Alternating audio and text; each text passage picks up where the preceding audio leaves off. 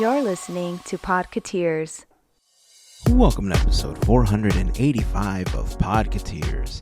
This week we covered Disney Plus beginning their crackdown on password sharing, Dick Van Dyke visits Disneyland, Tokyo Disney has a wonderful way of enhancing guest experiences, changes are coming to Genie Plus, more construction in Toon Town, the NFL teams up with Disney to bring us Toy Story Sunday Fun Day, and we cap off the episode celebrating Disney's 100 Years of Wonder with our history segment Great Moments with Mr. Andrew with some facts about 2001 and 2002. We would love for you to join the conversation on our social networks, including Instagram and Facebook, but we invite you to join us on Discord. Joining the community is super simple. Just head on over to podketeers.com/links and click on the Discord button to join the community. A very special thank you goes out to an awesome group of people known as the FGP Squad, our podcast Fairy Godparents, because it's their support via Patreon that help make these episodes of Podketeers possible.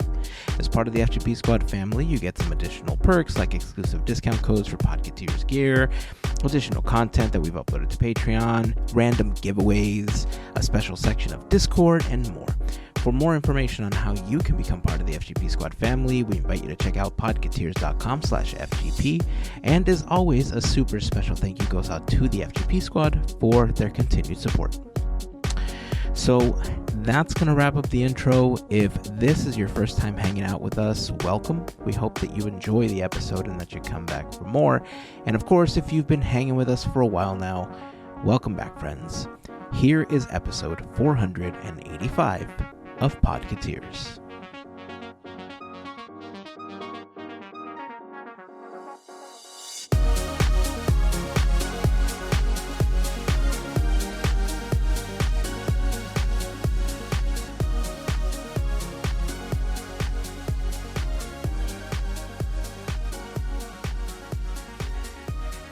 So I've been toiling away at Dreamlight Valley. Oh, you've continued. Awesome. To try and get...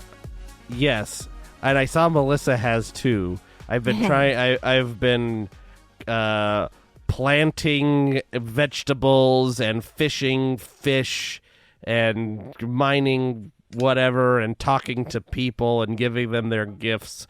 Also, I can get all these freaking Halloween things.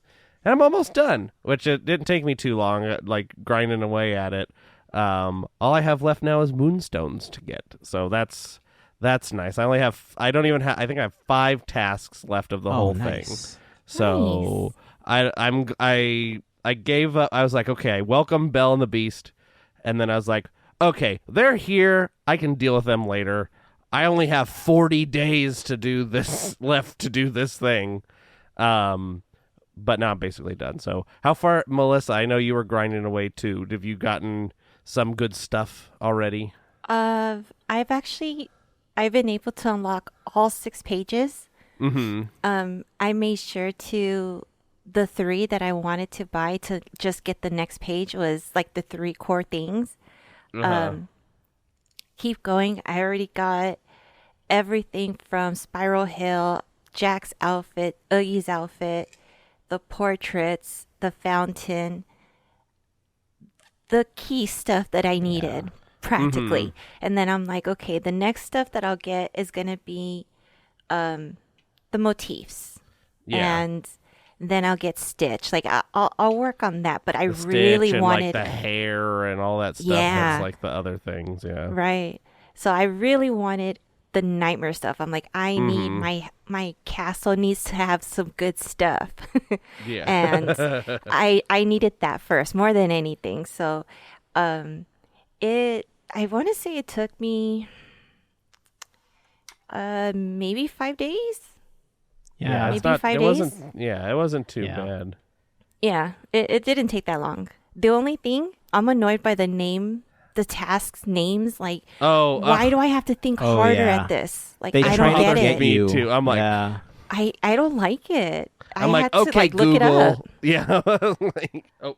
My phone thought I was taking a note because I said, okay, Google. Anyway, no, I did it again. Sorry.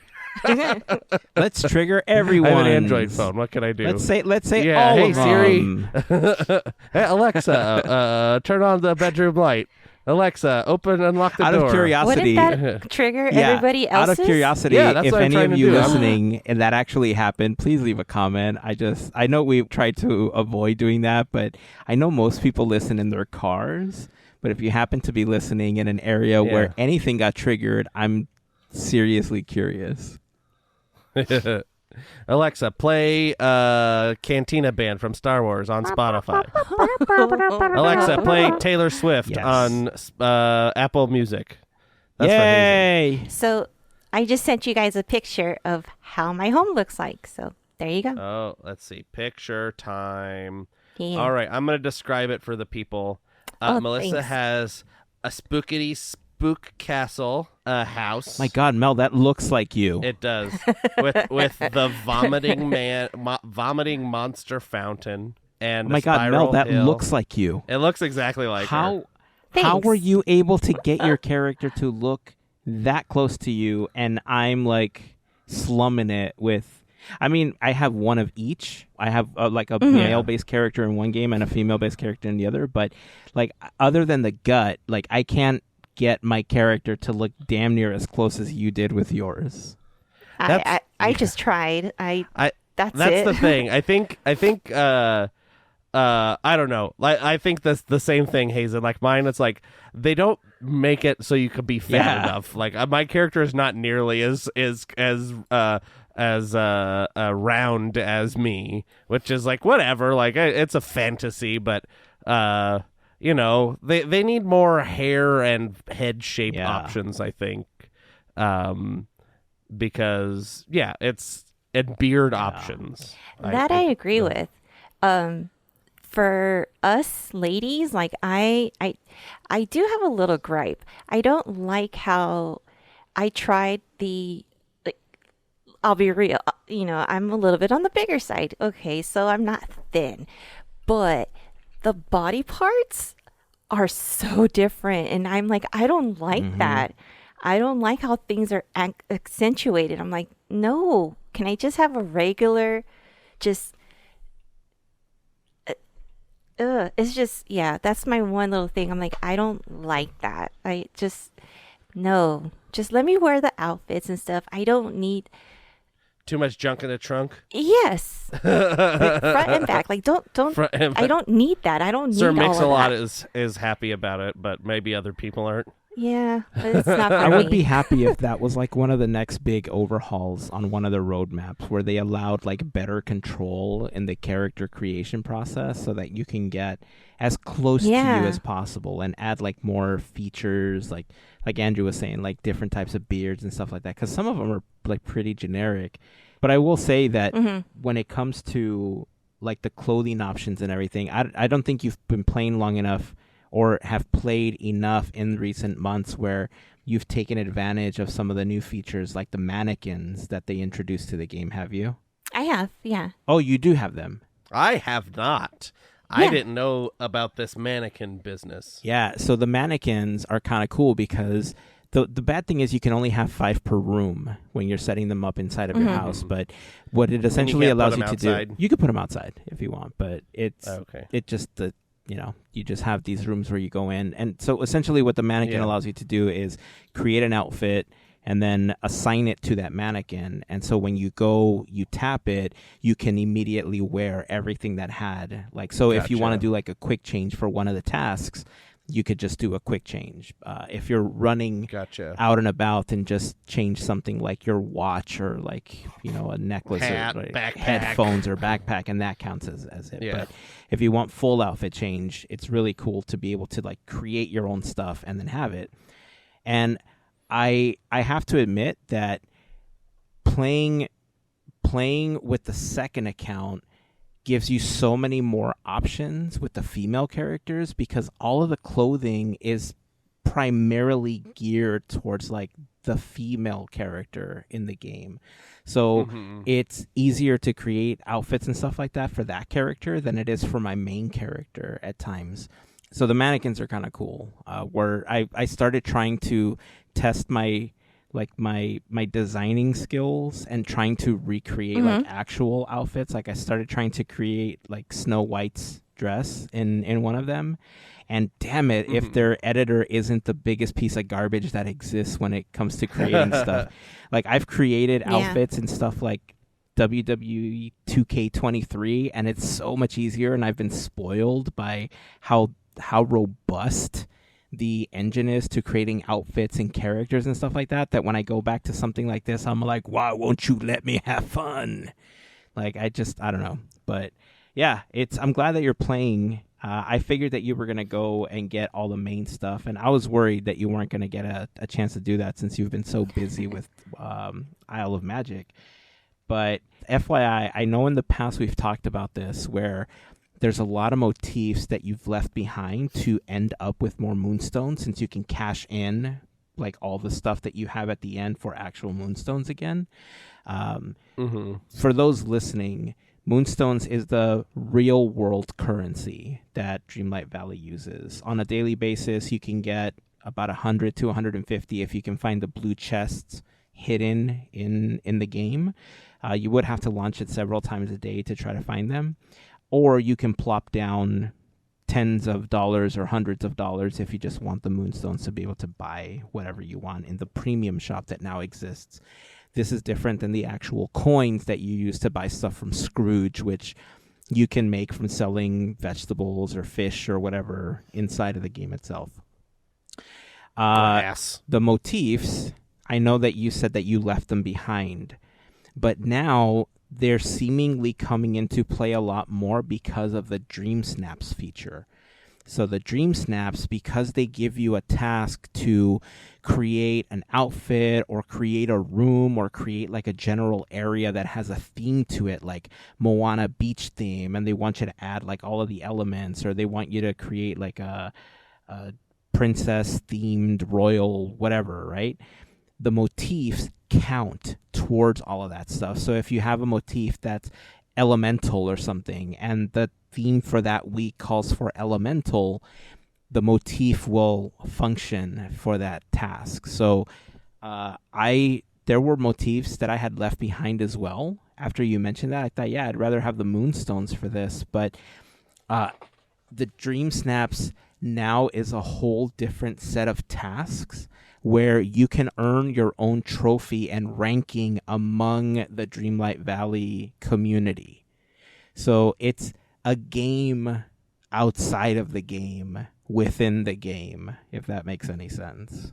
Yeah. My freaking Dream Snaps thing was broken. I haven't done any of those yet, but I was going to try and do one of them just to see how it worked out, take the picture and submit it kind of thing. But it's like, okay, take 5 playful things and 5 delicate things. Where I was like, okay, let's just figure this out. So I go into the furniture thing and do playful, and I click it and 5, 1, 2, 3, or 5, delicate 1, 2, 3, or 5, and then I set it up and I get the picture and everything's in the picture, and it's like, you only have 4 playful and no delicate. And I was like, I don't know what you're talking about here. I just clicked delicate and everything in here is delicate. So I don't know if I'm doing the rules wrong or something, but it's Are they all in the picture? Yeah, they were all in the picture. It was very weird. I even had one where like I have a setup already that like had playful, like I knew, like I looked to see which were which, and I had like 5 and like 3, and I was like, okay, let's see if this triggers it, and nope, it was like stuck in just this like 4 and 0. I don't know. It was just a glitch I was having. I don't know. It's a new one now, so I'll have to try that. Also, I just opened Dreamlight Valley, and the Haunted Mansion is back up there. Yes. So I just bought it. I'll have to buy it I'll be after we're getting done that on recording. Friday when I get paid. Thankfully, I have enough moonstones available that I don't have to spend real world do you money have on it. moonstones, Melissa? I do. And then It's only 3,000 something moonstones. I have a little over 1,000, and then if I go back to reclaim the other 1,000, it wouldn't be that much. Oh, you only have... Oh, I don't buy anything. I had 17,000 moonstones. Oh, wow. No. I did buy the castle, I don't buy anything which is with... what I dumped the majority of my moonstones. When the skin that looks like the evil castle, the same one that Mel has in her picture, that's part of what I dumped the biggest like portion of my moonstones on. Was that a significant amount? Was that more than It was like 35, I think. moonstones, or it was like 35 or 4 or something 500? like that. 1,000. Yeah, 4,000. Okay. Yeah. Yeah. Okay. Not 35,000. No. And then Sally's dress is up there. 3,500. So. Yeah. Oh, there's I'll a yeah, just Sally's Sally. dress. now? Cool. Yep. Yeah, there's a Sally dress, and then the Mike and Sully's apartment, and a shelf. Ooh, a Nah. shelf. Pass on the shelf. Is there anything exciting on the shelf? I have to go back and No. verify which Dream Snap it was. I'm trying to remember. But on the second game, on like a second profile, I got out of the entire like Dreamlight Valley community, I ranked 664 with my Dream Snap after all the votes and stuff. And I thought, damn, that's decent for the amount of people that I think are That playing is. this game, you know? So I'll dig it up and I'll like maybe post it on Discord if anybody cares to see what the picture was that I submitted. But I thought that was pretty cool. It's a cool way to continue engaging with the game and designing areas and doing stuff to like have something to do, right? Without having the actual quests or the star paths or anything that, you know, we like playing with. But I hope they add more of that stuff. And then on top of that, I know that one of the original roadmap items that they announced before this year was that multiplayer was going to be coming soon. And we're in phase 4 of this year. That was the last piece of the roadmap after Belle and the Beast were added. So I'm really hoping that, which was one of my favorite Animal Crossing features, where you could go visit other people's islands and, you know, go through their stuff and pick up things. Hopefully you're able to gift things to people, which we've never been able to do. Gifting things to the villagers, I think, would be good, like all the inhabitants of the valley. Like if I want to give Mickey and Goofy or whoever, like one of the 14 irons that I purchased from Scrooge before the red dot was available, I would love to give it to them or even sell it back. Like if I could sell stuff back to Scrooge, I would love that. So anyway, Dreamlight Valley, been fun. I'm liking the Dream Snaps feature so far, but yeah. I'm glad you're playing, and I'm glad that you got This all Haunted that stuff Mansion now. is huge. I'm playing right now. This Haunted Mansion is humongous. Is it? It's so big. I might replace my house. What does it compare to? It's bigger than Casita. No Wow. way. Are you using the regular Yeah. mansion, or are you using The regular one. It comes with I think both, they're right? identical in size. Yeah, it comes Yeah. with both. Nice. Can I go in? You can go in the back door. There's a back door of the Haunted Mansion you can go into. Oh, the little cottage skin, I Ooh. think, was the only other one that allows you to go through different doors. Well, now the Haunted Mansion has a back door. On The this famous back door. on this profile, I only have 3,800 moonstones. I'm busting them all for the Haunted Mansion. Yes. It's worth it. Sorry, Sally's dress. That's like just the right amount. Yeah, I only have 85 left, so sorry, Sally's dress. I hope you come back one day. I still think it's funny I would think that so. like my house has a mail because it's technically my house. Wait.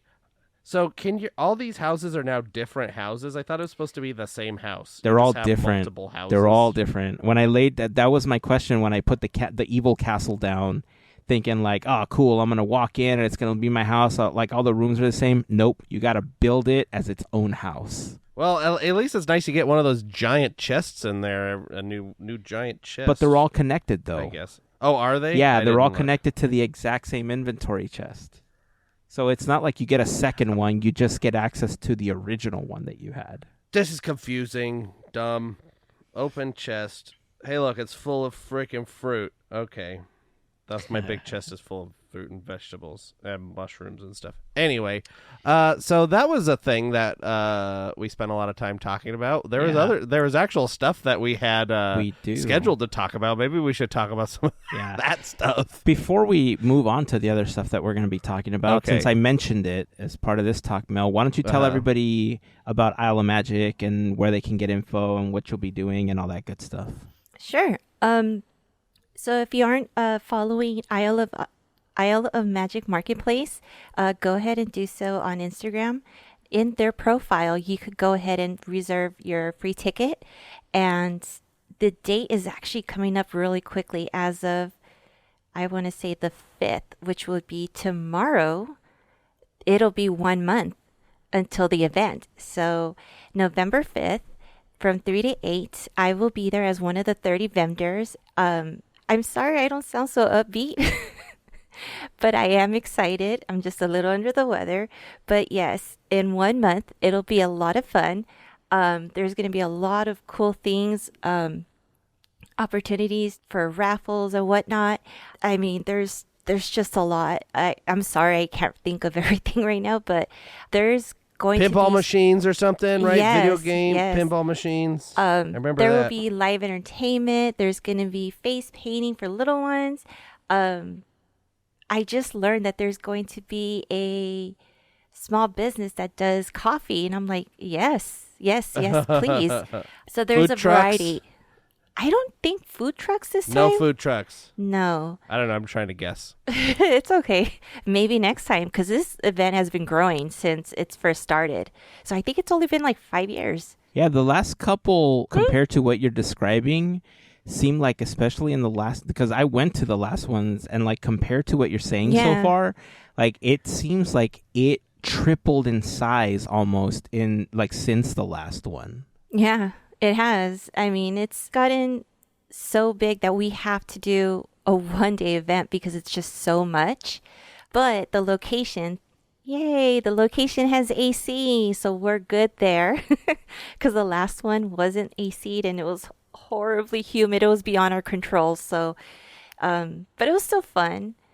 But yeah, like I said, mark your calendars, November 5th from 3 to 8. It'll be on a Sunday, and I will be there. Spread the word. Help us out. If you can't make it, it's okay. Just help us spread the word. That's all we ask for. So Awesome. I hope to see you. All right. Let's see. What do we have for today? If you're in Canada, watch out if you share your Disney Plus password, because starting November 1st, Disney Plus is going to be cracking down on that. I'm sure that they're going to start using some kind of geofencing to do it, where they essentially use like a radius around your Wi-Fi signal to figure out where you are. And if anybody's logged into your account outside of that radius for your Wi-Fi, then they will be deemed not on your account or not you using it, and they will cancel your account, I guess. They're going to... I don't know what action they're going to take. I'm sure that this is a test to see how it goes, and they'll eventually start bringing it into the U.S. I'm not a big fan of this. I get it, and I'm not a big fan of this because it's like a big company cracking down or whatever. Like, I get it. You know, the company's got to make money, but I know a lot of people that, you know, have students in college, for instance, where they use their parents' account, you know, to watch when they're in their dorm rooms because they don't come home or something. Or, you know, I don't know anybody personally that does this, but I know that people live in like vans and stuff, and they kind of move around all the time, and they're using like hotspots. And apparently this type of technology that they use, this is something Netflix did, by the way.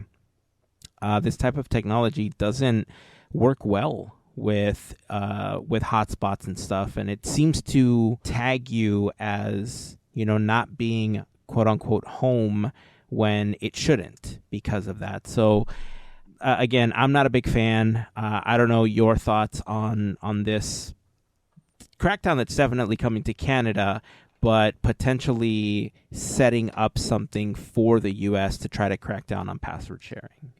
It kind of makes me sad because we've already seen this with Netflix and the issues that we were just talking about. Like, some people don't have addresses, or some people could be traveling, and that counts against them. And we also have seen like what has happened. Like, people left Netflix. People stop subs, and it's like, do you really want to risk that, Disney? Especially if you want to make money. We'll see when it happens. I expect an uproar. Yeah, uproar. was like, no, not backlash, uproar.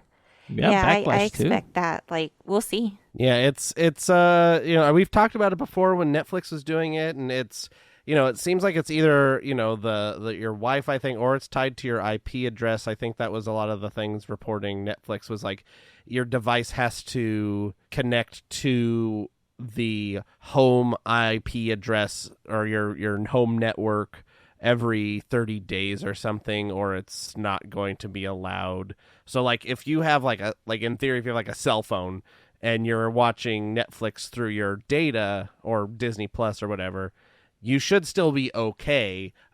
Like if you take your device home, but that's really not, like you said, like people that live in, on the road, or people that, or kids that have, parents that are split up or whatever, and the one pays for Netflix and the one pays for Disney Plus, and the kid has it on the iPad or whatever, and people that are, traveling abroad, or people that are in the military, or, college, like you said, or whatever. Like there's a lot of things where it's kind of sucky. I know Netflix had come out with an account that had where you could just add another household, basically. If I'm not mistaken, I'd heard somebody talk about that, where you pay extra and then you can have another household, basically. So I'm assuming that Disney Plus will do the same thing. They're just all trying to get money out of you, because they're, it seems like from what from what's going on with the strikes and the things we're hearing from investor calls and things like that, streaming is not making the money that they want it to, because they try to do, stuff that's not supported by ads. And as, broadcast TV learned, knows ads is how you make the money to stay open.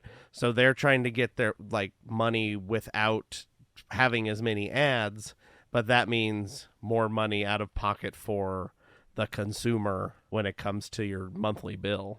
Yeah, it's funny because one of the biggest concerns I think I had when I first read this article was that there were a lot of people that left Netflix, like Mel mentioned, where they just didn't like the policies, they didn't like where it was all leading, and so they canceled their Netflix subscriptions. I think Netflix also claimed that they ended up gaining more subscribers after that happened, because people were just trying to make it right or whatever, and they got their own accounts, they stopped password sharing, and that, they gained more subscribers. The thing about those numbers is they could say whatever they want. They don't share that information publicly. They share what they want when it comes to that. There is no mechanism to really track any of that. And so I believe that one of the pieces of data that's going to be tracked, especially metrics that concern how well a show does now that the writer's strike is over, has to do with if a show does well and has higher viewership, then the writer will also get paid more. It's going to be paid on scale versus just some lump sum because they created something. And so I think that the way that metrics are reported are definitely going to change, and it could play into the idea of actual subscribers versus the subscribers that we're told these services have. Because again, the concern that I had was that we knew Disney Plus wasn't doing very well, and that they were subsidizing it with money from the parks, which caused issues in the parks, and we've seen them kind of, domino affecting over the last few years. If this causes the type of backlash that the Netflix one did, it has the potential of maybe even more, right? Because the Disney community, I think, is bigger than the Netflix community, but it's all subjective, I guess. Yeah, it'll be tough if they don't come up with some kind of solution where they allow you to pay a few extra dollars a month to add an additional household or another login from another location, because there's a lot of situations. I hope Disney Plus basically learned through what Netflix went through and didn't just see the potential of, Netflix said that they added 40 million more subscribers after this, we'll do the same.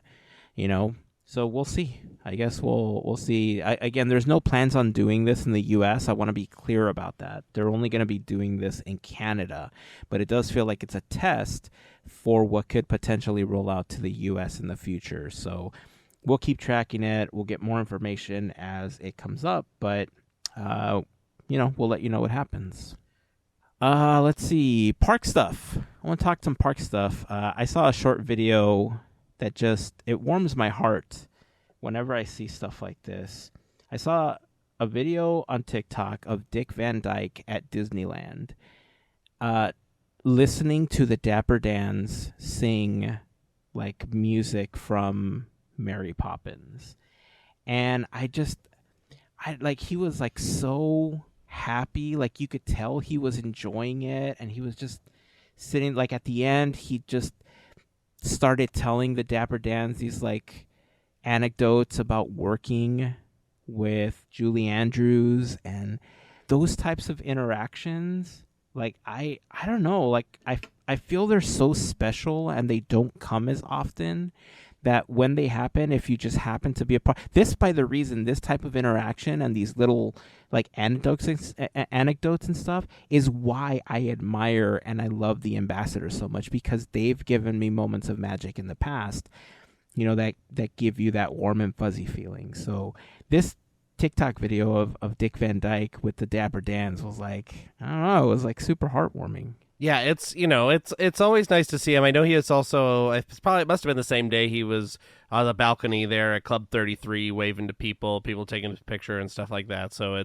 think he was there with his wife. So yeah, it's just great to see him out and about. Yeah. I guess is the nice thing. He's still having a fun time even in his being a very old man. Like he's still getting out there and doing stuff and going to Disneyland. I hope one, that I'll be so lucky to live as long as Dick Van Dyke, and two, that I'm still going to Disneyland then. 97. Right? I had to look that up. I was like, wait. He was born in 1925. What? Yeah. And to be like, you were talking about how just wanting to be alive at that time and just go to Disneyland. I mean, that's a dream. So the Dapper Dans I'm sure that was magical for them too, just to have that experience, because he's not just a treasure, but oh my gosh, kicking at 97, that's amazing. Yep. And he's just full of life. So that's cool. Yep. That was really, really cool. Plus, on top of that, he was there on Julie Andrews' birthday. So I think the people that knew that it was Julie's birthday were also kind of excited. I'm not sure if he ever mentioned that at all, but just, he was there on Julie Andrews' birthday. So I thought that was kind of cool as well. Yeah. Keeping in park stuff, I saw this post by FGP member Albert on Discord. And I have to tell you, I didn't know this was a thing. And man, I love it. I wish that more parks had something like this. It essentially outlines how Tokyo Disney has a park facility where they basically have like a layout of the park and the attractions. And you can, like, it's a tactile thing where people with visual disabilities can go and feel the park and feel the attractions, feel the vehicles, so that they know and have a sense of what they're riding, where they are, what others are seeing.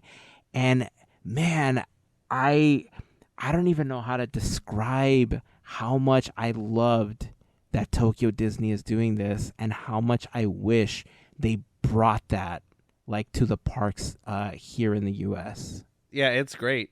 It's really nice when there's just small things like that can improve somebody else's park experience that otherwise might not get to experience the full situation. Like, so something small like that. Even the ones in the video, I believe, were all like hand carved wood and stuff like that. But even if it was just like 3D printed, they have all the models of literally everything in 3D. They have to. There's video games and all this stuff. It all exists, so they could literally print anything they wanted to, I'm sure.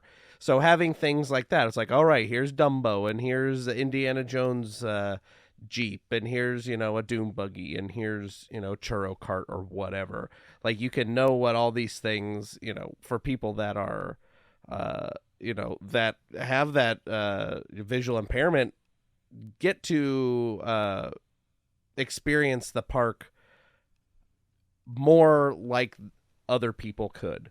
They have the audio descriptions as well on attractions and stuff like that. So it's very nice to be able to have these things for folks that otherwise would have a lessened experience, and just giving a little something extra to make their Disney visit a little more magical, I guess.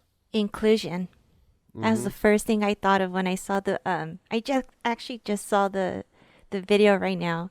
I'm a little late on stuff, but to just watch it and to see the guest, like, her face just light up. She's smiling as she's like experiencing all the little textures and the vehicles. I mean, that's pretty cool. I wouldn't doubt if it, because of how viral that went, I wouldn't doubt if it came to every park. I don't see why not. It was really, really cool. I like that. We need more good stuff like that, Disney. Yeah. More good stuff, especially in time of gloom, and it's just good.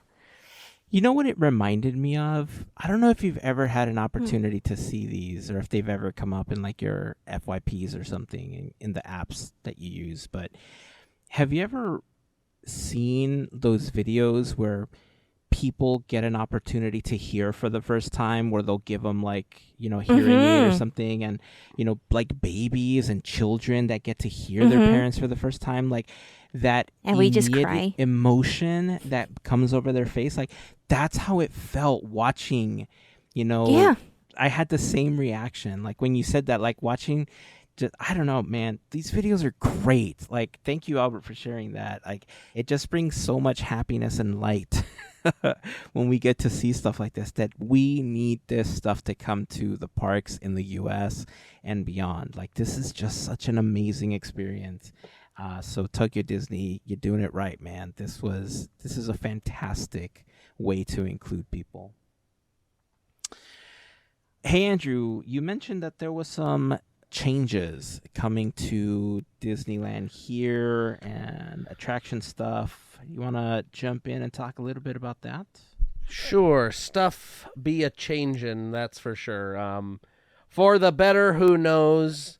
There's a new ticket deal coming to the Disneyland Resort for child tickets. There's going to be specially priced children's tickets, children's ages 3 to 9, for as low as $50 per child per day.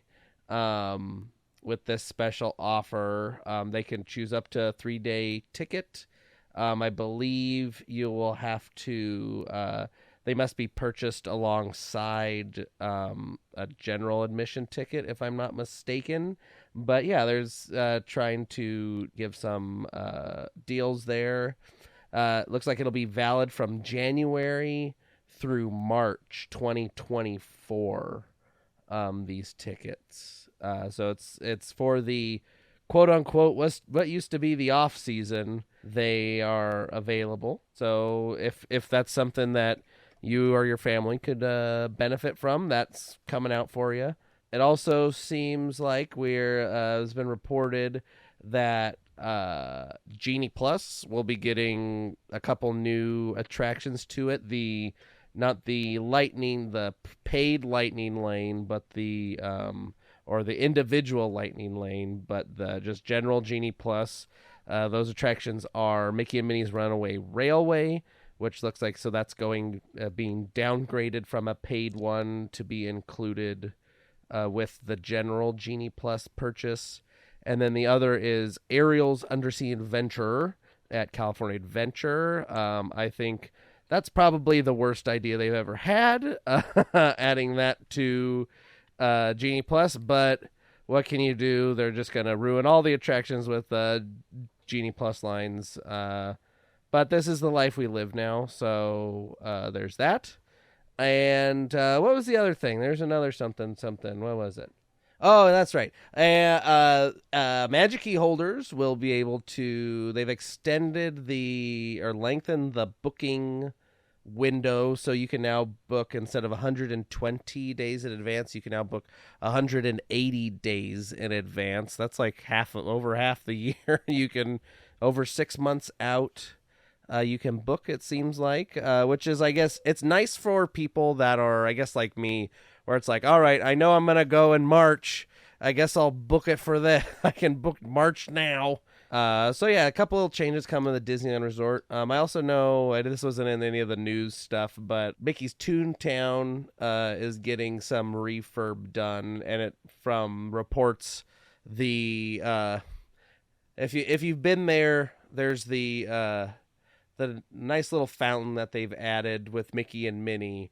And it kind of butted up to the Centennial Park, with the grass, that everybody loves or hates or whatever. I don't know how people feel about the grass, but I guess there's been so much traffic patterns where people were just walking through this grass. It's AstroTurf or whatever, but they've worn it down so much because the traffic patterns, they're pulling that out and putting brick pavers there instead. So I don't think the whole grass area is going, but definitely around the fountain area they're adding pavers. I mean, it was kind of a poor idea by them to be like, all right, if you want to go left into the neighborhood and like all the, Goofy's house and Mickey's house and stuff, if you follow the road, it goes like to the right and then around the fountain and back over, where it's just like people are just going to walk the shortest distance. They're just going to go left. Mm-hmm. So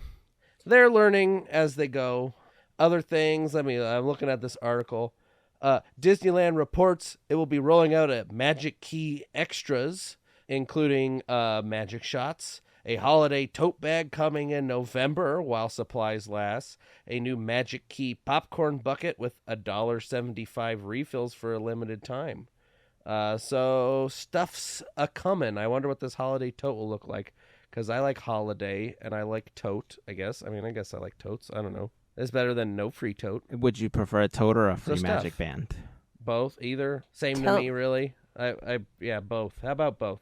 4K no los dos. Nice. Both is good. Yeah. Well, both is good. Awesome. Well, I guess we can expect that's Toon your Town. little news segment. I guess Toon Town's going to have a little more traffic with some of those walls up for a little bit, but they've been up. Excuse me. They were up when I was there last a couple weeks ago. They've been up for a while. I think it's just people have been peering over the walls and figuring out what they're, cameras over the walls, looking what people are doing over there. Gotcha. They've been having, from what I've been reading, they've been having a lot of wear and tear issues with a lot of the play infrastructure things over there, with like the Goofy slides and other things like that. So you live and you learn and you build it stronger, I guess. Yeah. Well, I want to move on to a couple other things before we begin to wrap up this episode.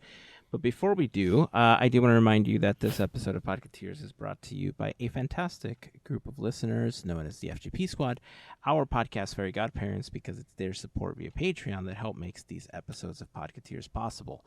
For more information on how you can become part of the FGP Squad family, we invite you to go to podketeers.com/FGP for more info. There you'll find a list of some of our top contributors, a link to our Patreon, information on the FGP Squad. And, of course, you can always reach out to us if you have any additional questions. But being a part of the FGP Squad family gets you some additional things like access to discount codes whenever we release new Podketeers gear, random giveaways, access to additional content we've uploaded to Patreon, a section of Discord just for FGP Squad members, and more. Again, if you have any questions, feel free to reach out. We'll be happy to answer any questions that you might have. But, of course, we want to send a huge thank you to all of the members of the FGP Squad for their continued support. I want to talk a little bit about, I posted this on Discord. I wasn't aware that this was happening until just a few days before it happened. But on October 1st, Disney Plus broadcasted the Atlanta Falcons and Jacksonville Jaguars NFL game, which, by the way, was live from London. It was at like 6 o'clock in the morning, our time, here Pacific time in the U.S. Pip, pip, cheerio. So it was kind of early. I wanted to watch everything from the beginning, but I also valued sleep, and so I got up like halfway through the game to watch it, knowing that it was probably going to be available as a replay, and it is available. So if you search Disney Plus for a Toy Story Sunday Fun Day, you will see what I'm talking about. And essentially what it was is they broadcasted the game. However, it wasn't the players, actual players you were watching on the field. You were watching animated versions of the players in Andy's room playing this game live. I have to admit that when I first found out about this, I was so intrigued about how they were going to pull this off, because they're using all sorts of tech for this, right? They're using AR, they're using motion capture, they're using like all these different pieces of technology to make this thing happen. And I'll admit there were some elements of it that looked super wonky. For instance, actually, before I get into that, this actually isn't the first time that Disney has done this, believe it or not. I didn't know that this happened, but back in like February, March of this year, they did the same thing with the characters of Big City Greens, an animated show on Disney XD. But what they did for that was the NHL Big City Greens Classic, which aired on ESPN Plus, Disney Channel, Disney XD, and stuff like that. And I'm not sure if it's on Disney Plus as well, but it was basically the same premise, but playing hockey, right? And so the company that originally did this, it's a company called Beyond Sports. They've learned a lot, according to some stuff that they've published, that they learned a lot during the broadcast for Big City Greens. And the primary difference was that now the amount of people that they had to track live was a lot more, right? So they have these little characters that they created. They all kind of look the same. They do have their jersey number. They do have their last name on each one. But the characters, like the players themselves, like were carrying a tracking chip. And so with the tracking chip, the AR was able to track the motion so that it looked like they were throwing the ball. It looked like they were running, the direction they were running in, because they were tracking it from above and from different locations. Where it got wonky is like whenever they would huddle, I think the chips would interfere with each other and their arms would like do like this like weird like dancing thing, and like it would like get all like weird. It looked like they were breakdancing all of a sudden in certain places. But for the most part, the one question I had watching it was, how close is this to the actual game? Like, are we, like, is there some kind of delay where, like, they can go back and they can kind of correct the play if it didn't go well? Like, this is already technology that they kind of use in games, because if you've ever watched, like, a football game or a hockey game or something, they have the little tracker on the puck where like you could see the streak of color, or like you could see the ball and you could see the ball flying through the air. Like they have like the additional swoosh that happens and stuff. So they're already kind of using the AR tech and like the motion tracking, but now they're tracking people, right? And I like, my main curiosity was, how close is it? And then NFL releases side-by-side video of the mocap with the animated characters and the actual plays, and they are like so dead on to what was happening on the field during this game. I was so impressed with how good this was. Okay, on top of that, they animated a couple of the announcers. They added like you know how they have reporters on the field and stuff. They had like a side reporter like doing commentary, and the way that they incorporated all of the Toy Story characters into this was ingenious. Like, some of them I think were better implementations than others. Like, for instance, The football, whenever a play was happening and they would have to move the football, the claw would pick up the ball and go and place it where, it needed to be. In football, you have to, in order for a down, you have to run 10 yards or the ball has to travel 10 yards in order to get a first down again, right? And so Slinky Dog was extended the 10 yards that they would have to travel, and he was on the sidelines, and Slink was essentially the representation of how far these players had to run in order to get their first down. Zerg was used as kind of like a replay. Whenever they had like a really great play, they would go through the back of Zerg's head to look through his eyes, and it had like the Zerg interface nice. And everything, and he was like analyzing the play, and they did the replay and stuff. The other characters were kind of off on the sidelines, like Woody and Jesse were dancing, and it was just kind of silliness from the Toy Story characters, kind of on the sidelines. And then they had a halftime show with Duke Kaboom, which they really played up. They did such a great job of playing it up as this like death-defying thing where he's like, he's not jumping over one bus, but two buses, not three, not four, but five double-decker buses. Listen, if you are a parent who loves football and you've never had an opportunity to get your kids into it, like your kids just aren't into sports in that way, but they love Toy Story, they love the Disney characters, this might get them into it. If this was ESPN and Disney's idea to get a younger audience for their games, they need to do more stuff like this. I very rarely watch a football game because all the stopping and going and stopping and going gets so boring. If ever I sit down and watch a football game, it's usually a college football game because there's way more action for longer periods of time in a college football game. But this, even with it was so enjoyable to watch this. So I am all for this. If this is their way of getting more kids into this, man, this fantastic idea. I couldn't remember the name earlier, but they call their little characters, I don't know if that's what they call them now, but when they did the NHL thing, I remember reading that they call them Sparkies. That's what each of the little characters is called. But watching the little Sparkies run around, they didn't have the facial features of each individual player. They had masks with like visors and stuff so that they all kind of looked generic. The only way that you knew it was a particular player was because they had the number of their jersey and their last name on it as they were running around. But dude, sports. Yeah. Right? I did look up. They do have the Big City Greens one on Disney good. Plus. Okay. It is also there.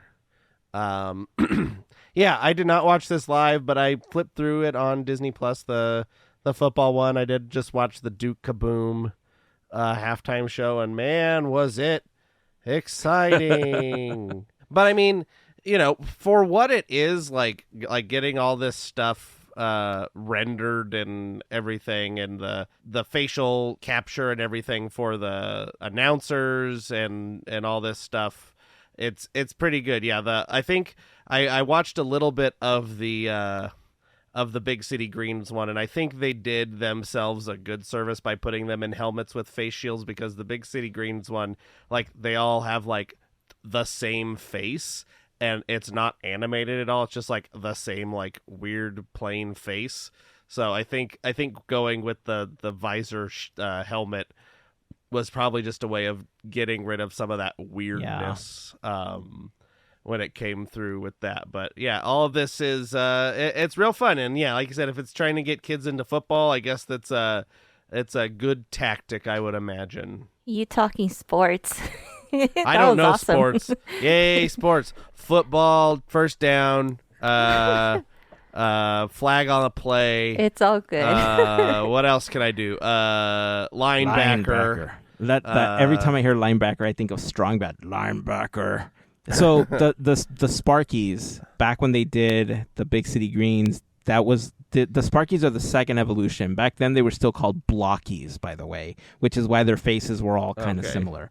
Like a big block. But I like the first thought I had after watching this, Mel, actually, I know you watch baseball like because you just like baseball, right? But if you Right. want to get a subset of kids into baseball that maybe doesn't enjoy it, or maybe get me to watch a baseball game where I don't have a big plate of nachos or whatever in front of me, do the Freeway Classic in this animated mode. Do the Dodgers versus the Angels That would animated be fun. like this with, I don't know what franchise they would select. They would definitely need a franchise with more characters, or a different franchise. But I'm telling you, if I watch sports like this, I would enjoy them so much more. Because if the game is hot garbage, at least you're getting the fun aspect of these characters. And if they're getting mocapped into the exact same movements that they're having on the field, I didn't even realize that I had been sitting there, even watching the replay. I didn't realize that I had been sitting there for like 2 hours watching a football game because it was so damn enjoyable.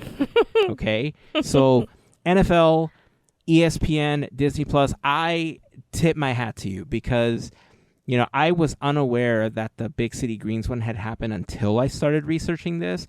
But now that I've seen a hockey version and a football version, give us a baseball version, give us a soccer version, just keep expanding this universe that you've created. I love this aspect of what they did with this game. I'm not exactly sure what the mentality behind choosing the Falcons and the Jaguars, because this is like a week 4 game or whatever. But I don't know why they were chosen for this particular thing. But I didn't even care. It's 2 teams I could care less about, and damn it if I didn't enjoy it. That baseball one would probably be the most boring thing on the planet. I mean, How dare you. I'm sorry, but baseball is probably the most boring sport to watch. Nothing happens for like 5 hours and then something happens.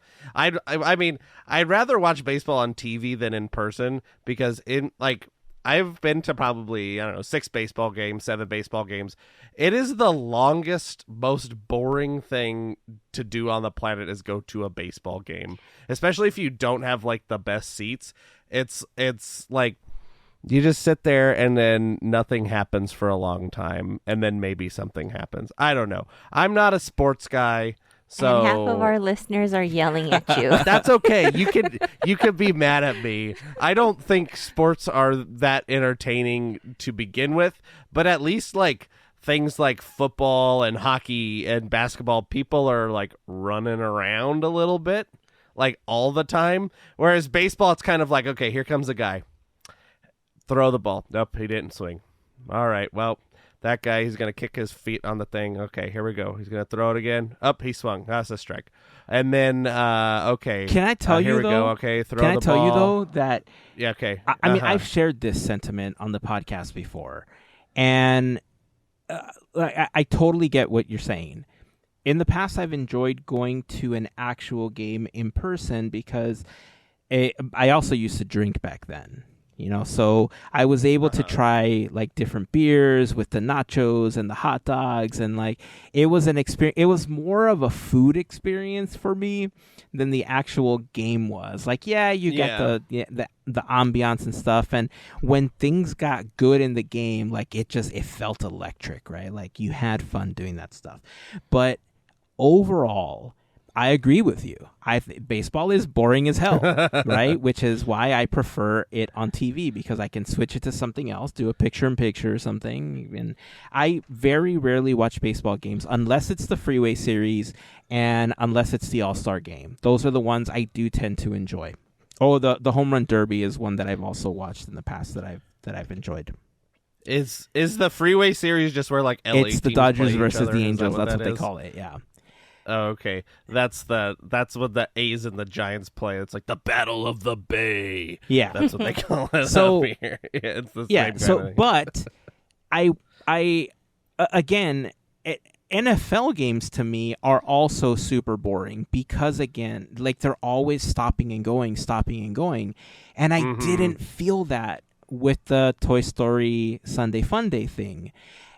Because they had so many elements that they had all these 3D characters and they had the kooky commentary and all that stuff happening on the side. I know that that's what mascots and stuff are for, and no offense to mascots that work their butts off when they're on the field. Hats off to mascots. But this is just, for people like me that don't enjoy a specific sport, I have a feeling that if we saw Pixar characters or Disney characters of any franchise in a similar fashion for a baseball game, like, we would sit there and we would eat it up. Like, I am Depends on the franchise, but yes, I would agree am with you. convinced that it would make these games less boring for people like us that are on the fence, that have like family members and friends that love these games, and we just can't get into it. Like, this would give us a way for us to get into it. Like, we could have an iPad or something, and we could watch the Toy Story version while they're watching the boring version on TV. See, what I would like is, like, if they, like, assigned all the players, like, a character that's in the movie. So, like, all right, here comes, Woody's coming up to the plate, and da-da-da-da-da, or, in the other version. That I think would get me, like, me personally more into it. It's like, all right, here's I don't know, what's some other franchise that has a lot of characters into it? I don't know. Judy Hopps up to the plate. I was going to say Monsters Inc. would I'm be not fun gonna lie, too. dude. Yeah. Honestly, when they first announced this, that's what I thought I was gonna watch. I honestly thought it was going to be the Toy Story characters representing the players from the teams, only because I was unaware of the Big City Greens thing that had happened. If I kind of knew about the NHL version, I would have known exactly what I was getting into. But when I first heard about this, I thought it was going to be like Woody playing QB for Buzz, against the Jaguars or whatever. Like, I don't know. Like, it just felt like the characters were going to replace the actual players. But I was so surprised. I was really happy with what I saw. And if more games were like this, I would be such a bigger NFL fan. I'm not going to lie. Like, this made it interesting for me. Yeah. Mr. Potato Head just got sacked by Loxo Huggin Bear. He's going to need a stretcher. They're bringing the medics out on the field. Oh, we hope Mr. Potato Head's all right. Let's look at the replay on that. All right, here's lots of Huggin Bear coming. Let's do the jump at it. I mean, here's a potato who just got sacked, and all his parts go flying all over the field. If you see here, you see his eyeballs going one way. You see his ears going another way. That smile turned into a frown as he got hit. We're going to be sticking with Potato to see how he's doing. All right, John, back to the game. I don't know. That's my Al Michaels, I guess, or something. You know what? This could be a good commercial for Disneyland. Boom. We did it. There you go. Oh, Toy Story football and John Madden. Just a little snippet and that's it. Hey, if Woody could throw the ball over here, he could probably get a touchdown. Oh man. Anyway, if you're interested in watching the Toy Story Fun Day, the Sunday Fun Day, it is available on Disney Plus. And thanks, Andrew, for looking to see if the NHL version that they did with Big City Greens earlier this year was on there as well. Again, if you are a big sports fan and we're trying to find a way to get your kids possibly interested in these sports, this might be the first step to see if they enjoy the sports or not, especially if they love watching cartoons. Because again, man, I'm not a kid, but I'm ready to watch another one of these. It made it way more exciting for me to watch. So. Also, I don't anybody that's a baseball fan or a sporto or whatever out there, like, go ahead and like your sport. I'm not trying to like stop anybody from liking their baseball or football or whatever. It's not a me thing. Like, I'm sure plenty of people, like, I like to go see musicals, and there's plenty of people that are like, well, just people come and sing and do whatever. Like, I get it. Everybody's got their thing. So I'm not like trying to like demean your thing. It's just not my deal. But you can be mad at me if you want for thinking baseball's boring, because it's very boring. Not, in if my they opinion. like it, it's fine, right? Like, it's not It's all good. Like, it's not Mel's fault that baseball's boring, right? Like she just happens to like a boring sport. Yeah. If you get if with you all my if, heart. if that's what you like to do with your time is watch a very slow paced game, then by all means, like do what you do. I get it though. I mean, I have a lot of family members and friends that are big baseball fans. My grandpa was like a huge Dodger fan, so like my whole family is big into sports. I'm the anomaly of not being into sports. My whole family's just like baseball, football, basketball, whatever. They got all the teams. I'm like, okay, I have an Oakland A's shirt, and I have a 49ers shirt, and I have a King shirt, and that's the extent of my sport. Dude, before we move on, I'll tell you, if you want to talk about controversy among my friends and family, a long time ago in a kingdom far away known as large and extra large for jersey and t-shirt size, I was gifted a jersey because at the time, so let me tell you this side story. So at the time, Derek Jeter was, he was really popular and a lot of people respected him because he's like a workhorse, right? Like he was just really respected in baseball. And a friend of mine had gone, I don't know where he went, but he went to a game and he came back and he brought me a Jeter jersey, like from a game that he attended. And so it was like a birthday gift, and it was like, I tried to wear it and I got so much crap for it because it's like, how could you, like, we're Dodger fans, like, or like Angel fans in some cases, and like, how dare you wear that? People went ballistic that I was wearing this big number 2 on the back and that said Jeter, right? And at one point I just kind of wore it just because I thought the response was funny because I didn't care. It's a jersey, right? Like whatever. I respect it a little bit more now. I respect Jeter, but I respect the idea of like being a Dodger fan and being an Angels fan and all that stuff a little bit more now. But at the time, I remember just getting a kick out of people just like, how dare you? Like, I remember when the Ducks also first became like a team, I got a very similar response when a lot of my friends and a lot of people that I knew were Kings fans, and I wore a Korea jersey. And they were like, what? You traitor? Like, how dare? I'm like, it's a jersey, guys. Like, relax. Like I don't play for them. You realize I'm not on their payroll, right? Like, it's a shirt. You're like, I like the colors of this shirt. How are you gonna get mad because I don't have a little ducky on my shirt? You're mad I don't have a duck on my shirt. How insane! No, they were angry like? that I didn't have a crown on a black and silver jersey. They were mad because I had a duck. Because you had a yeah. duck. Oh yeah, you're mad. Okay, you're mad because I have a duck on my shirt. A mighty duck at that. All right. Yeah. Yeah. Like, maybe I'm a fan of the movie franchise. Did you ever think about that, buddy? Listen, I will fully 100% admit that I did become a Ducks fan because of the Mighty Ducks franchise movies. And so I'm sure plenty of people when did. Disney bought them, I was like all over that. I ate it like a whole cake with a whole gallon of milk. So anyhow, NFL Sunday Fun Day. Do more. Do that more. NFL, ESPN, Disney Plus, do that more. Get more people on board with it. I probably shouldn't do that. We're gonna get sued. And copyright strike. Damn it. And then they have that like big robot man and he dances. Do they still have that robot guy, like robot football player guy?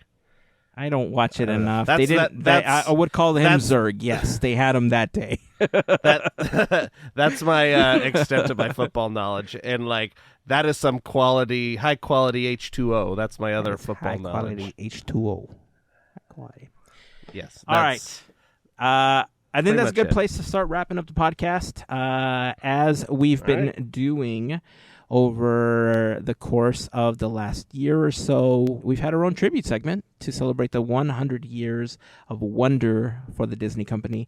And we've been doing that with a little segment that we call Great Moments with Mr. Andrew, with the great Mr. Andrew. Oh, yes, Bobby Boucher. Mama said alligators are ornery because they got all them teeth but no toothbrush. I do remember. That's what I said. That's some high quality H2O. I can't do it, Adam Sandler. I'm Adam Sandler. Whatever. Anyway, welcome to Great Moments with Mr. Andrew. With me, Mr. Andrew. The years this week are 2001 and 2002. Some big years for the Walt Disney Company when it comes to theme parks. So we'll get into it. But first, the year 2001 for video games releases are Winnie the Pooh Baby, Disney's Aladdin in Nasira's Revenge, Dance Dance Revolution GB Disney Mix for Game Boy Color, Disney's Phonics Quest and Winnie the Pooh Kindergarten, Winnie the Pooh ABCs, Winnie the Pooh 1, 2, 3s, Disney's Learning Toddler and Preschool, Monsters Inc. Scream Team Training, Roly Poly Oly The Search for Spot, Tarzan Untamed, Snow White and the Seven Dwarfs for Game Boy Color, and Adventure of Tokyo Disney Sea. For theme parks in 2001, on January 2nd, Disney's Grand Californian Hotel opens. On January 12th, Downtown Disney opens at the Disneyland Resort, which is between Disneyland and California Adventure. The 300,000 square foot site opens with Cafe Catal, La Brea Bakery, Naples Restaurante and Pizzeria, Rainforest Cafe, ESPN Zone, Ralph Brennan's Jazz Kitchen, Iriba, the House of Blues, the Lego Store, World of Disney, Marceline's Confectionery, Sephora, and Wetzel's Pretzels, among others. On February 5th, Rancho del Zocalo opens in Frontierland at Disneyland. On February 8th, Disney's California Adventure opens. The 55-acre site includes 3 areas: Paradise Pier, Hollywood Pictures Backlot, and Golden State. It costs $1.4 billion to build. Ticket prices are $43 for adults and $33 for children. Restaurants opening with the park are Cocina Cucamonga Mexican Grill, the Corn Dog Castle, Burbank Ice Cream, Bakersfield Bakery, Award Winners, Avalon Cove, the ABC Soap Opera Bistro. And attractions are the Animation Academy, the Bakery Tour, Bountiful Valley Demonstration Farm, California Screamin', Character Close-Up, Golden Dreams, Golden Zephyr, Grizzly River Run, It's Tough to Be a Bug, Jumpin' Jellyfish, King Triton's Carousel, Malaboomer, Mission Tortilla Factory, Mulholland Madness, Muppet Vision 3D, the Orange Stinger, Redwood Creek Challenge Trail, the SS Rustworthy, Soarin' Over California, Sorcerer's Workshop, and the Power of Blast, the musical. On April 1st, the Main Street Electrical Parade at Walt Disney World glows away again. On April 2nd, Spectro Magic restarts at the Magic Kingdom at Walt Disney World. Also in April, Who Wants to Be a Millionaire Play It opens at Disney MGM Studios. On April 16th, Disney's Animal Kingdom Lodge opens. On April 27th, Rocket Rods closes at Disneyland. On May 1st, the name of Countdown to Extinction in Dinoland USA at Animal Kingdom is changed to Dinosaur. Also in May, the amusement park industry recognizes Disney's Fast Pass system with a Breakthrough Innovation Award. On July 3rd, Disney's Electrical Parade begins nightly performances at Disney's California Adventure. On July 4th, Disneyland unveils a renovated Great Moments with Mr. Lincoln. On September 4th, Tokyo Disney Sea opens in Japan. The park is owned by the Oriental Land Company, operated under license from the Walt Disney Company. It features 7 ports of call: American Waterfront, Port Discovery, Lost River Delta, Mermaid Lagoon, Arabian Coast, Mysterious Island, and Mediterranean Harbor. There are initially 23 attractions, which include 20,000 Leagues Under the Sea, Aquatopia, Ariel's Playground, Big City Vehicles, Blowfish Balloon Race, Caravan Carousels, Disney Sea Electric Railway, Storm Rider, Disney Sea Transit Steamliner, Flounder's Flying Fish Coaster, Fortress Explorations, Indiana Jones Adventure, Temple of the Crystal Skull, Jasmine's Flying Carpets, Journey to the Center of the Earth, Jumping Jellyfish, Mermaid Lagoon Theater, Saludos Amigos Greeting Dock, the Broadway Music Theater featuring the show Encore, Scuttle Scooters, Sinbad's Storybook Voyage, Venetian Gondolas, and the Whirlpool. Restaurants include Cape Cod Cook-Off, the Casbah Food Court, Cafe Portofino. On September 9th, the Tapestry of Nations parades ends at Epcot, and the Country Bear Playhouse in Bear Country at Disneyland closes. On September 11th, following 4 plane crashes in the U.S., Michael Eisner and Bob Iger decide to stage an orderly closing of Walt Disney World and to not open Disneyland or California Adventure for the day. On September 30th, Wolfgang Puck ceases operating the Avalon Cove restaurant at California Adventure. On October 3rd in Disneyland, the Haunted Mansion is decorated with elements from Tim Burton's The Nightmare Before Christmas, with a temporary new name, Haunted Mansion Holiday. On December 1st, the Triceratops Spin attraction opens in Chester and Hester's Dinorama in Disney's Animal Kingdom. Other notable events of 2001, Disney announces it will close its Go.com website and exit the web portal market. The stock trading ceases on the NASDAQ Stock Exchange. Disney exchanges stock of Go.com for Disney shares.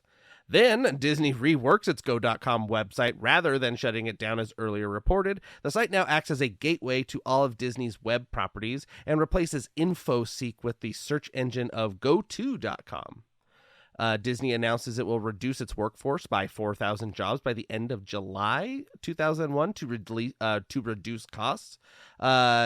Disney pays $352 million to a pair of heirs of A.A. Milne regarding the rights to the Winnie the Pooh characters.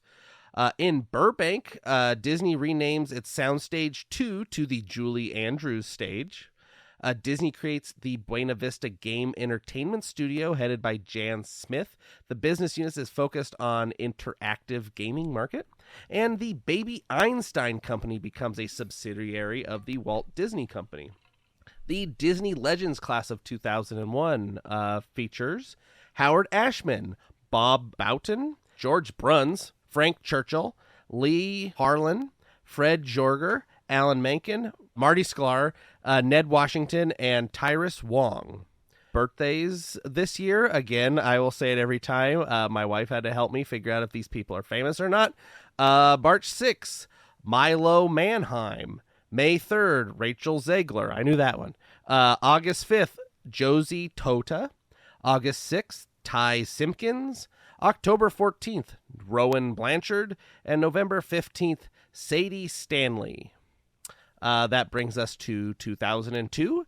The video game releases are Disney Learning Kindergarten, Wiggle Bay, Search for the Secret Keys, The Book of Pooh, A Story Without a Tale, Disney's Magical Mirror starring Mickey Mouse, The Magical Quest starring Mickey Mouse, Kingdom Hearts, Disney Golf, PK Out of the Shadows, Disney Sports Football, Disney Sports Soccer, Disney Sports Skateboarding, Disney Sports Basketball, and Kim Possible, Revenge of Monkey Fist.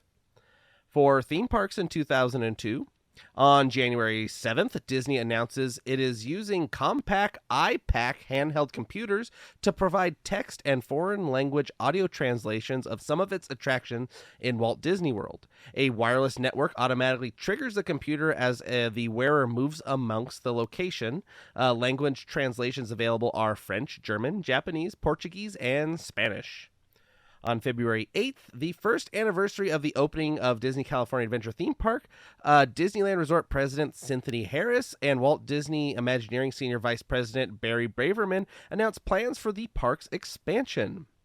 On March 16th, the Walt Disney Studios Park opens next to Disneyland Paris in France. Attractions include Cinemagique, the Studio Tram Tour featuring Catastrophe Canyon, the Animation Academy, Animagique, Armageddon Les Effets Spéciaux, Rock and Roller Coaster, Lights Motor Action Stunt Show, and Magic Carpets of Aladdin. On April 18th, Primeval Whirl opens in Dinoland USA and Animal Kingdom. On June 1st, Journey into Imagination with Figment reopens at Epcot, and Fantasmic reopens at Disneyland after going an extensive refurb. On October 7th, a Bugs Land opens in Disney California Adventure. The new attractions are Flix Flyers, Tuck and Rolls, Drive 'em Buggies, Heimlich's Choo Choo Train, Francis's Ladybug Boogie, and Princess Dot's Puddle Park. In December, Aladdin Musical Spectacular begins test performances at the Hyperion Theater. in California Adventure. And on December 20th, Ariel's Grotto restaurant opens in Paradise Pier, California Adventure. Other notable events of 2002. Disney announces that Stu Bloomberg is being replaced by Susan Lyne as president of ABC's Entertainment Television Group, with Lloyd Braun as sole chairman. Michael Eisner testifies at the Senate Commerce Committee in Washington, D.C. on protection of digital content from piracy. And Thomas Schumacher leaves Disney Animation as president to move to New York to run the theatrical division. David Stanton, head of TV animation, replaces him. The Disney Legends class of 2002, in honor of the opening of the Walt Disney Studios Park in Disneyland, Paris. All the 2002 inductees are of European origin. The ceremony was held in the animation building at the new park. The inductees are Ken Anakin, Hugh Atwell, Maurice Chevalier, Phil Collins, Sir John Mills, Robert Newton, Tim Rice, Robert Stevenson, Richard Todd, and David Tomlinson. The birthdays for 2002, we have April 8th, Sky Jackson, August 12th, Iman Vellani, September 27th, Jenna Ortega, and September 30th, Levi Miller. And notable deaths for 2002, January 21st, Peggy Lee, February 22nd, Chuck Jones, March 27th, Dudley Moore, July 8th, Ward Kimball, July 26th, Buddy Baker, and November 18th, James Coburn. So that has been your great moments with me, Mr. Andrew, for the years 2001 and 2002. Awesome. You know that Awesome. that game, the Tokyo Disney Sea game that that you were talking about? I totally forgot that game even existed. And Adventure of Tokyo Disney. Yeah, I forgot that originally I think it was like a Game Boy thing, and then they released it on the PS2, and it was only in Japan. Like you could not get it in the US. I don't know if we could still get it. I'm sure we could find it on eBay or something. But now I'm curious because it was made in conjunction with the opening of the park, right? So yeah, like now I'm curious as to how good of a game it was and like what it would play through. There's playthrough on YouTube I'm watching right now. But I don't want to watch the playthrough. Like I want to get a copy and I want to play it to see how good it was. Yeah, I mean, there's like a storyline. It looks like there's like characters and like an evil person, and then here comes Ursula, and Ursula's scary, Nice. like scary because it looks like Ursula's talking, and it looks like they just took the mouth and it goes.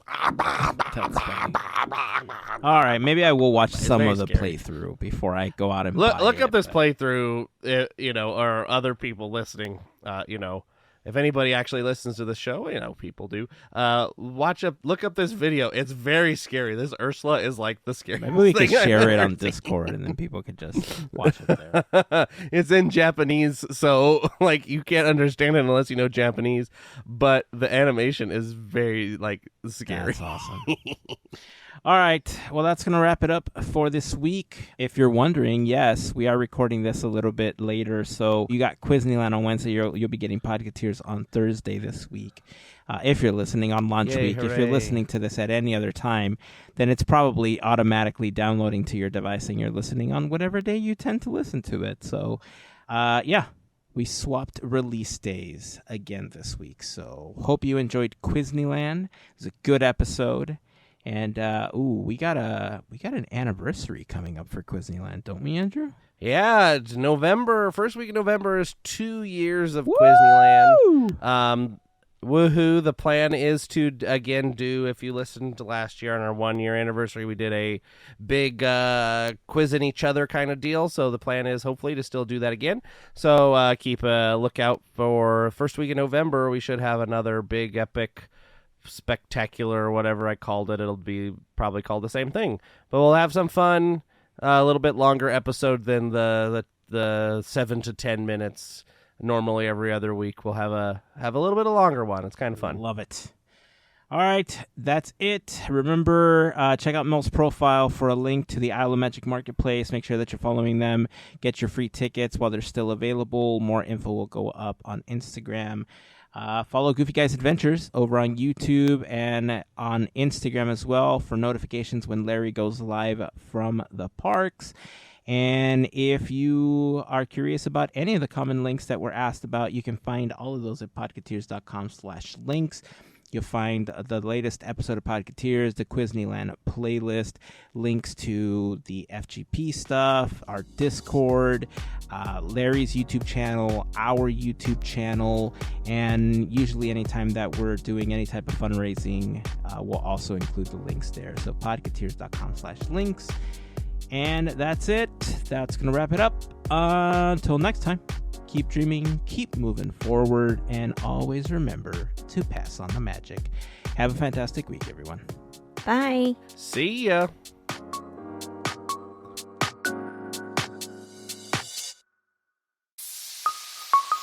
Part of the Podketeers Network.